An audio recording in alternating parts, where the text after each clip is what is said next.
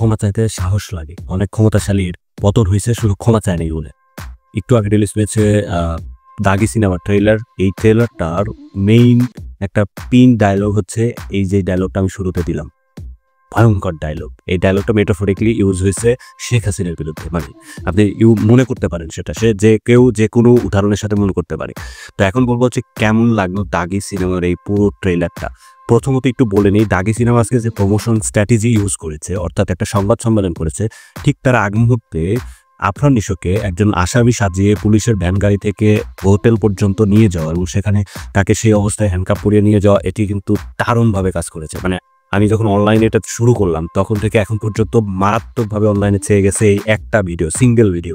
So এটাকে খুব good initiative, অবশ্যই ধন্যবাদ প্রাপ্ত যার মাথায় এই আইডিয়াটা এসেছে তাকে অবশ্যই ধন্যবাদ দেওয়া উচিত।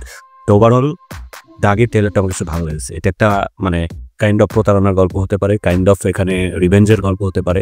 যেমনটা এখানে দেখা যাচ্ছে যে একজনকে বলছে প্রতারক, অর্থাৎ তখন আমরা দেখতে পাচ্ছি তমা মির্জার ফেস। সো তমা মির্জা কি আসলে জেলে যাওয়ার পর আরেকজনকে বিয়ে করে ফেলে, এরকম কিছুই হতে যাচ্ছে সম্ভবত। এবং যদি ভুল না করি তাহলে হচ্ছে তমা মির্জা এবং আফরান নিশোর এই দুজনের হয়তো বাচ্চা হচ্ছে, আমরা দেখবো সুনীরা বিনতে কামালকে।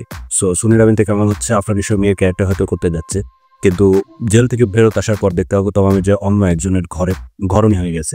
এর সাথে সাথে আরেকটা বিষয় কিন্তু উঠে এসেছে, সেটা হচ্ছে যে শহীদুজ্জামান সেলিম এবং অপু ভাই যেটা ভিলেনে ক্যারেক্টার করেছেন, তাদের দুজনের সাথে কিন্তু এক ধরনের একটা ক্ল্যাশ আছে।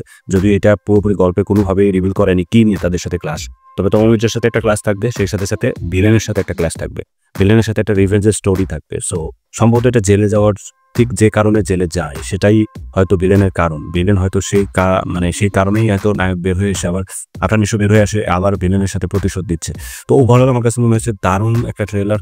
কাটিংটা খুব ভালো হয়েছে, ব্যাকগ্রাউন্ড মিউজিক খুব সোবার রাখছে, মানে একদম হাই লেভেলে কোনো ব্যাকগ্রাউন্ড মিউজিক রাখে নাই টিজারের মতো।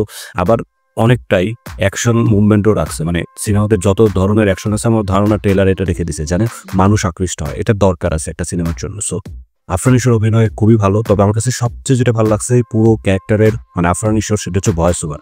এই ট্রেলারে যে ভয়েস ওভারটা দিয়েছে আফরান নিশো, স্পেশালি লাস্টে যে তমা মির্জাকে একটা ডায়লগ দেয়, একটা রোমান্টিক ডায়লগ বা বিরহের ডায়লগ বলা যেতে পারে, ডায়লগের আপনি টোনটা একটু শুনবেন, টোনটা কতটা ভারী, কতটা শক্তিশালী, মানে এই জিনিসটা কিন্তু আফরান নিশোর একটা খুব ইউএসপি হিসেবে কাজ করে। তার ভয়েস টোন দারুণ এবং সেটা যদি ভয়েস ওভার হয় আরও দারুণ।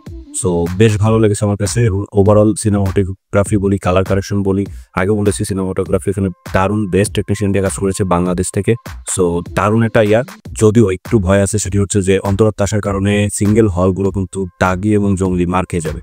যদিও জঙ্গলি কিছুটা পাবে, দাগি আরো বেশি মার খাবে। এই সুরঙ্গ তখন কিন্তু এরা 2 সপ্তাহ পর ভালো সিঙ্গেল হল পেয়েছে, কিন্তু এইবার কিন্তু সিঙ্গেল হল পাওয়া মুশকিল, কারণ অন্তরাত্মার পর সিঙ্গেল হল চলে যাবে বরবাদের পর সিঙ্গেল হল চলে যাবে অন্তরাত্মাকে, অথবা এরপর জঙ্গলি। দাগি সিঙ্গেল হল পাওয়া খুব মুশকিল। তবে এই সিনেমাটা সিনেপ্লেক্সে কিন্তু ভালো একটা ব্যবসা করবে বলে মনে হচ্ছে, যেহেতু গল্প স্ট্রং, সিনেপ্লেক্সের দর্শক আলাদা, তাদের জায়গায় কিন্তু ভালো একটা গল্প তুলে নিয়ে আসবে এবং তাদের জায়গা থেকে ভালো একটা ইনকামও তুলে নিয়ে আসবে। আপনার কেমন লাগলো এই ট্রেলারটি অবশ্যই কমেন্ট বক্সে জানাবেন। ধন্যবাদ।